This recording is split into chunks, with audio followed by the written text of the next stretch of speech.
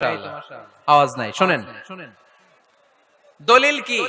স্ত্রীকে নিয়ে যে বেড়াতে যাবেন, দলিল সহিহ বুখারীর হাদিস, ইদা আরাদা রাসূলুল্লাহ সাল্লাল্লাহু আলাইহি ওয়াসাল্লাম সাফারান আকরা বাইনা আজওয়াজি ফাআইয়াতুহুন্না খারাজা ইসমুহা খারাজা বিহা।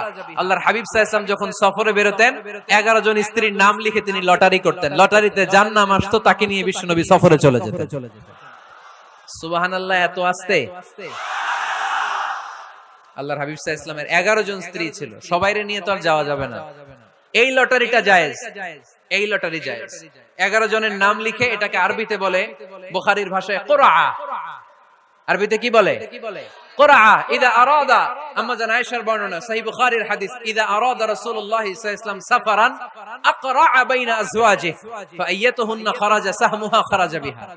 11 জন স্ত্রীর নাম লিখে তিনি লটারি করতেন, লটারিতে যার নাম আসতো তাকে নিয়ে বিশ্বনবী সফর করতে চলে যেতেন। সুবহানাল্লাহ।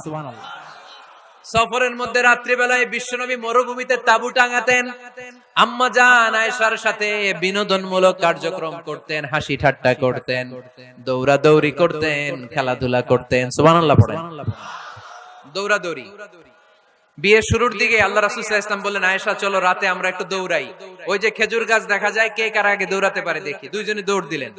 আল্লাহর হাবিব সাল্লাল্লাহু আলাইহি ওয়াসাল্লাম ইচ্ছা করে আস্তে দৌড় দিলেন, যাতে আম্মা জান আয়েশা রাদিয়াল্লাহু তাআলা আনহা ফার্স্ট হয়ে যায়।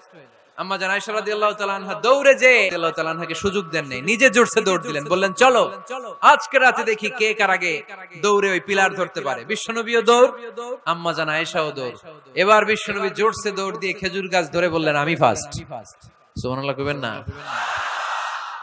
আম্মা জান আয়েশা রাগ করে ফেললেন, আজকে আর জিততে পারে নাই। বিষ্ণু সাল্লাল্লাহু আলাইহি ওয়াসাল্লাম আম্মা জান আয়েশার কাছে যেয়ে বললেন, ইয়া হুমায়রা, ও আমার সুন্দরী লাল